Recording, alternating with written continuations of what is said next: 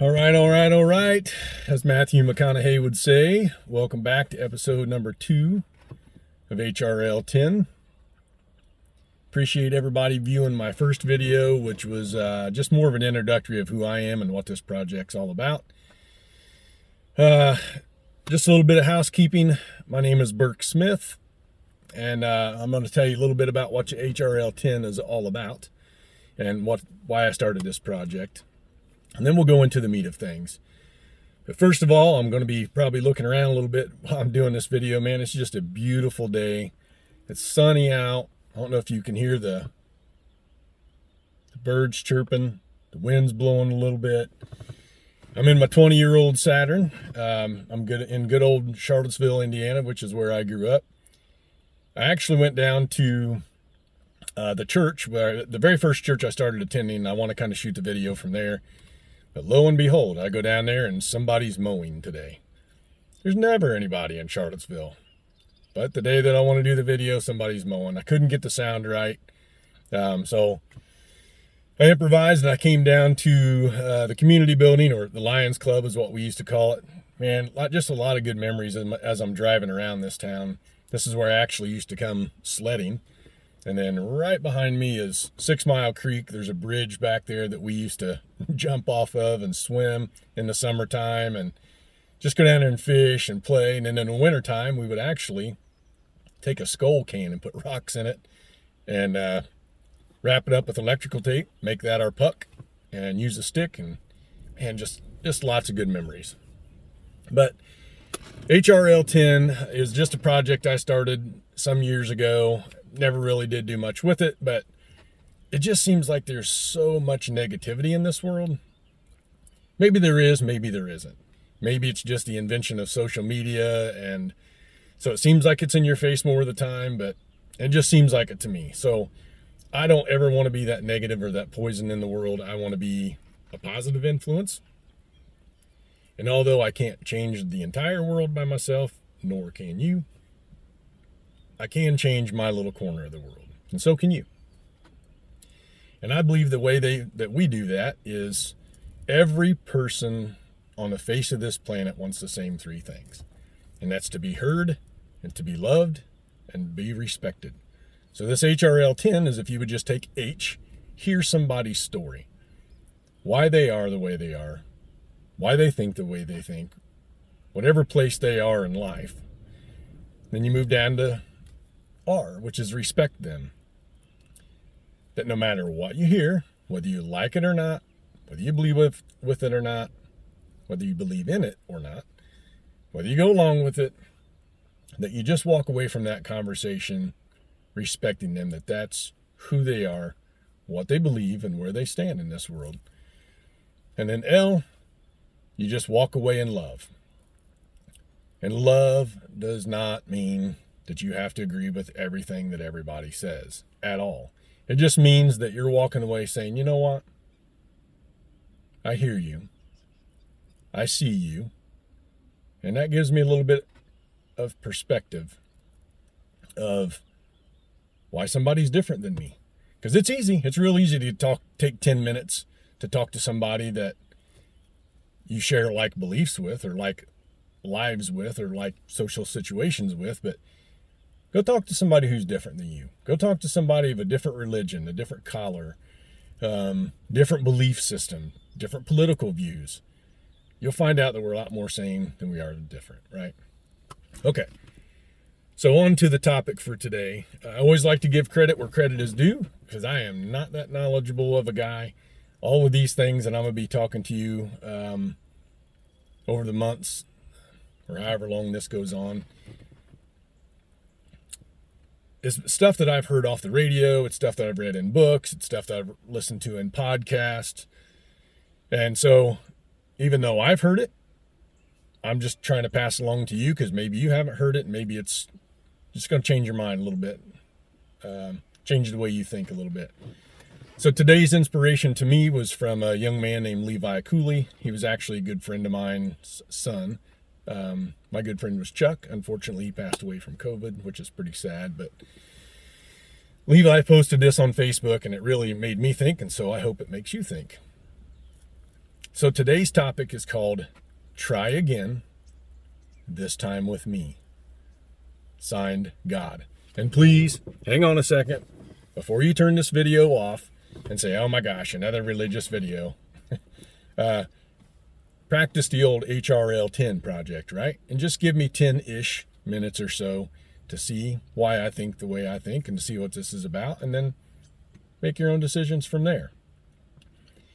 Because a lot of people think, and I did too, well, I can get the same results by being a good person, right? And no, you can't. Because there's a difference between a good person and a God person. A good person says, and I used to have these same beliefs, and sometimes, there goes my notes. Go figure, right? See if I can roll this window up a little bit. You can't dance and stay uptight. It's supernatural delight. So, you like that? A good person says, well, you know what? I'm a good person. I can get these same results. But the Bible says completely different. So let's look at a couple of examples, like forgiveness. What's the old saying?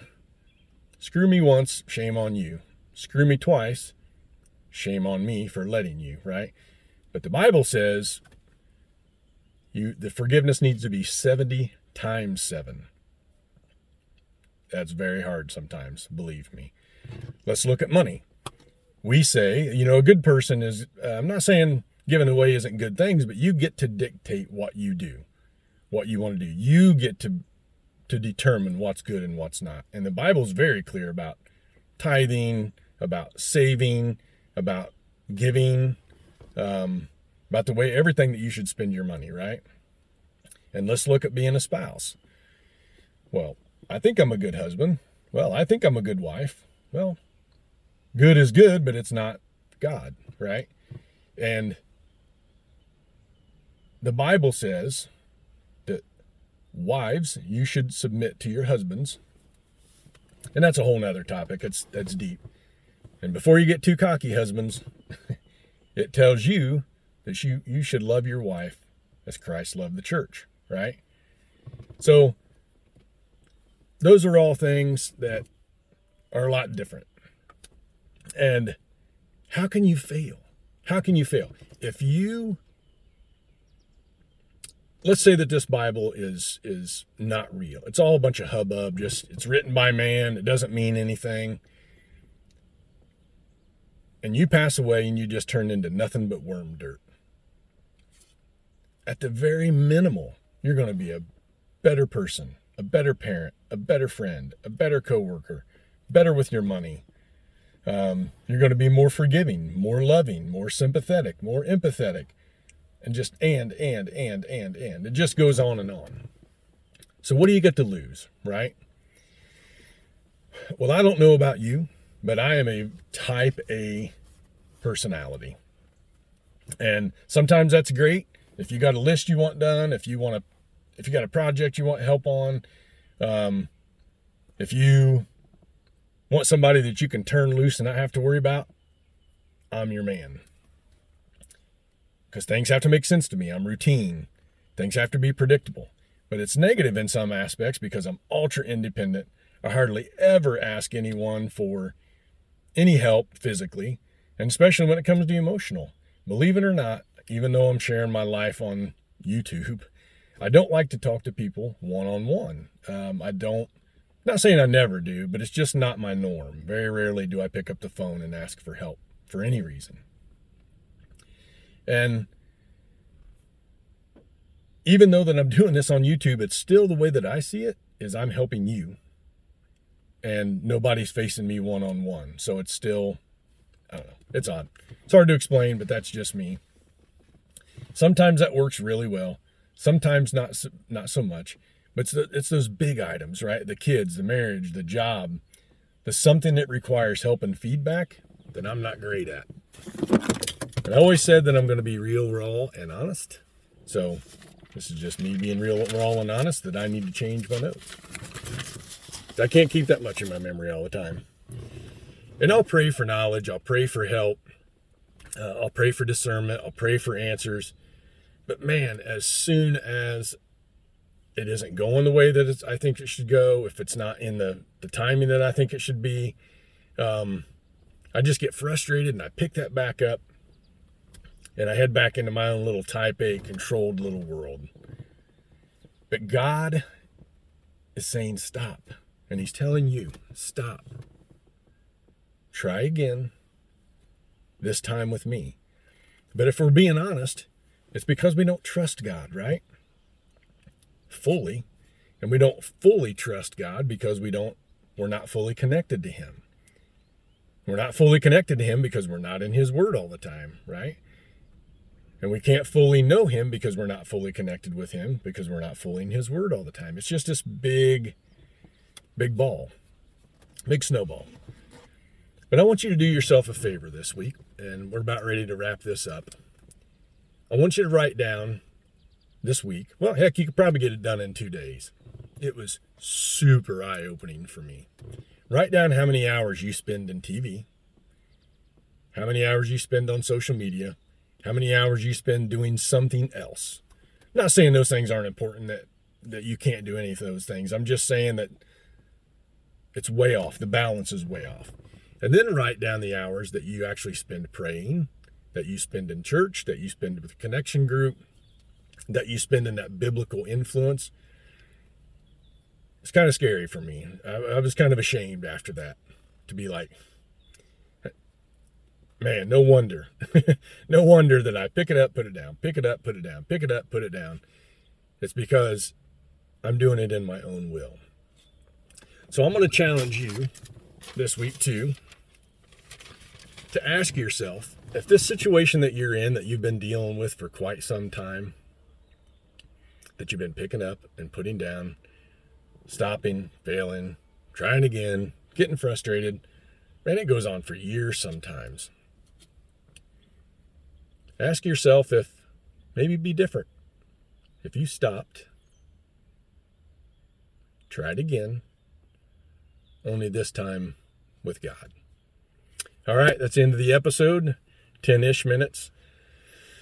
I'm learning that once I get passionate about something, I talk. So hopefully this helped you. We'll put some little highlights on TikTok and Instagram and things like that. Don't forget, practice HRL 10 this week or this month. Sometime if you can, just take 10 minutes and be somebody's hope and love today.